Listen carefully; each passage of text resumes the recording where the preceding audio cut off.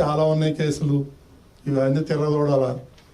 ఎందుకంటే మేము కూడా పోనీలే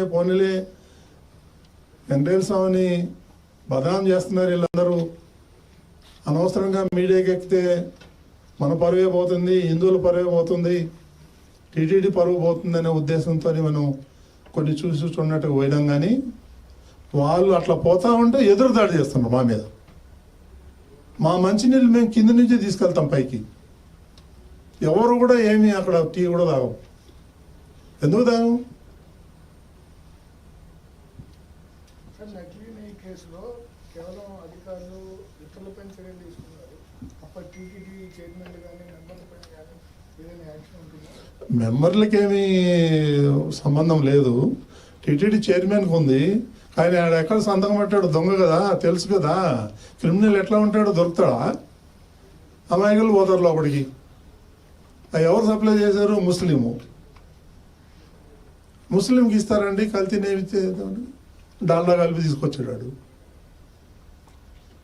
సార్, రాజకీయ వ్యాఖ్యలు చేస్తే చర్యలు తీసుకుంటా ఉన్నారు కదా. మరి మొన్న జగన్మోహన్ రెడ్డి మేనమామ రవీంద్ర రిజిస్టర్ చేసాం కేసు. అలాగే రోజా మీద కూడా రాజకీయ వ్యాఖ్యలు ఏం చేయలేదు. హయాంలో కూడా పెద్ద పెద్ద గుంపుని వేసుకుని వస్తుంది. అది గుంపుని వేసుకొని వస్తుంది, ఆమెకేమో ప్రివిలేజీ. దాన్ని కట్టడి చేయరా? చేస్తాం. ఎందుకు చేయం? ఇంకా చేస్తాం అన్నీ. ఎందుకు చేయం? అందరికి ఒకటే రూల్. నేను 15 రోజులు అంటే ఒక రోజు కూడా నేను వెళ్తా దర్శనానికి వెళ్ళను. ఎందుకు వెళ్ళను అంటే నేను వెళ్ళొచ్చే లోపల ఇంకొక 50 మంది 100 మంది దర్శనం చేసుకుంటారు సామాన్య భక్తులు. వాళ్ళకి ఇబ్బంది కలగకూడదని నేను దర్శనానికే పోను.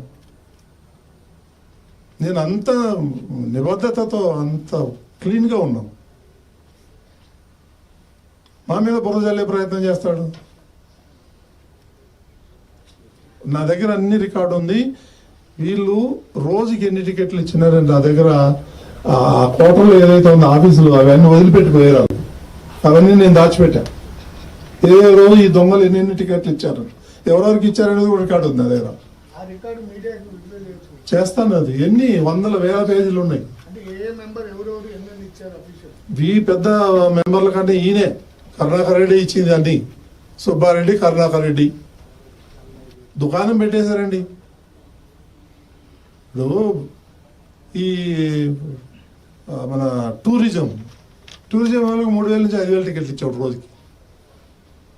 ఆ రోజా డైమండ్ రాణి అవేం చేసింది? ఒక్కో టికెట్ 5,000, 6,000, 7,000. నేనే ఇక్కడ అమీర్పేటలో ఒక ట్రావెల్లో పోయి నేనే టికెట్ కొన్నాం. 500 రూపాయలు 5,500కి. నా దగ్గర ఉంది ఇంకా టికెట్.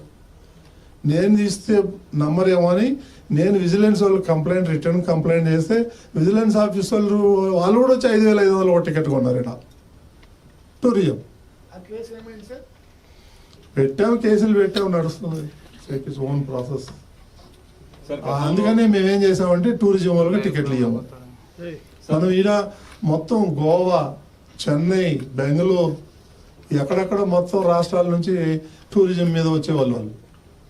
నేనంటాను ఇది టూరిజం ప్లేస్ కాదు, ఇది పిలిగ్రిమ్ సెంటరు, భక్తులు రావాలి, టూరిజం కాదని మేము దాన్ని బ్యాన్ చేసాం.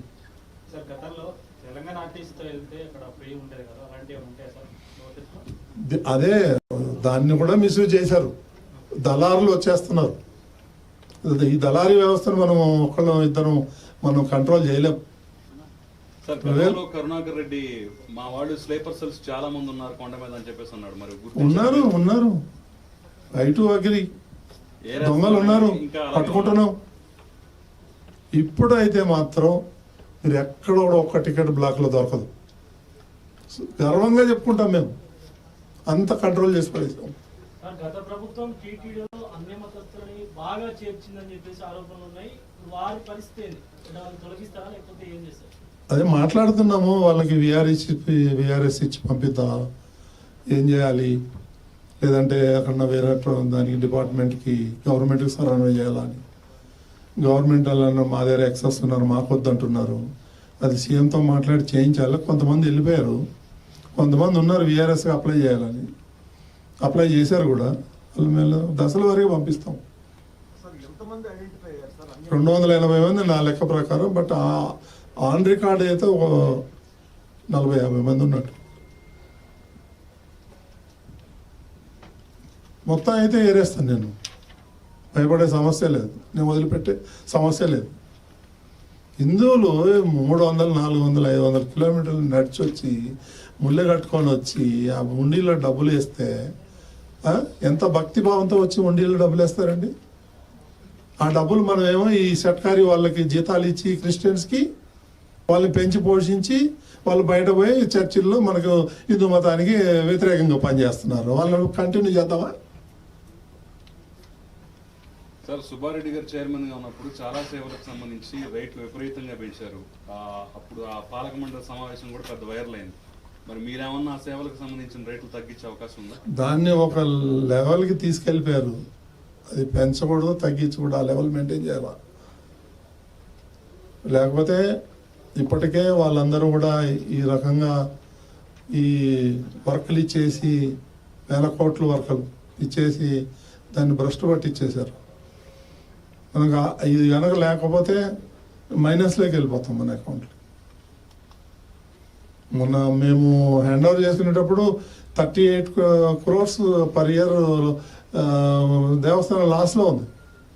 మేము అన్ని ఖర్చులన్నీ తగ్గించి ఇప్పుడు కొంచెం మిగిలిన బడ్జెట్కి వచ్చింది ఈ ఏడాది. అన్ని చర్యలు తీసుకుంటున్నాం. లేకపోతే మళ్ళీ యంగ్డల్స్ మళ్ళీ ఎవరి దగ్గర వడ్డీ కాసులాడు మళ్ళీ ఎవరి దగ్గరకు అప్పు పోవాలి మనం. ఆ పరిస్థితి ఉంది అక్కడ.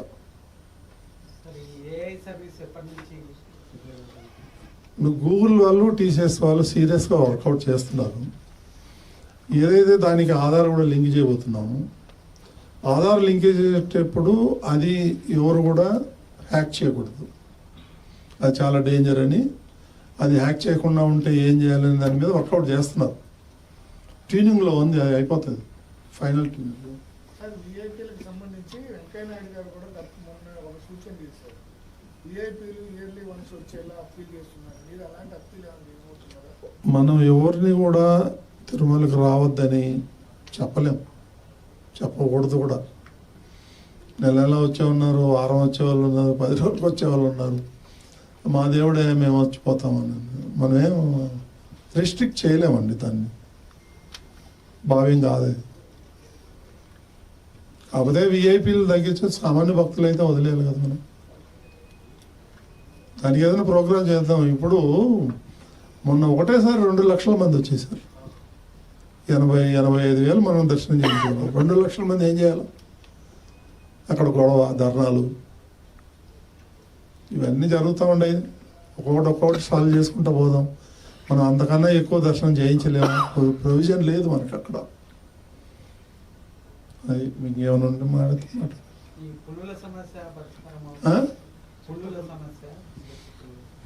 అది పులుల సమస్య అనేది ఈ పిచ్చి తుగ్లకు లాగా కర్రలు ఇస్తాం, అది ఇస్తాం అనేది అవన్నీ లేవు. ఆ సిస్టమ్ అంతా పోయింది. అర్థమైందా? గ్రూపులుగా పంపించడమే. ఆ పులుల్ని ఏం చేయాలి? ఫెన్షన్ వేద్దామంటే ఈ అటవీ శాఖ వాళ్ళు ఒప్పుకోరు. అయితే వన్యమృగాలు రాత్రిపూట ఫ్రీగా తిరగాలి, మీరు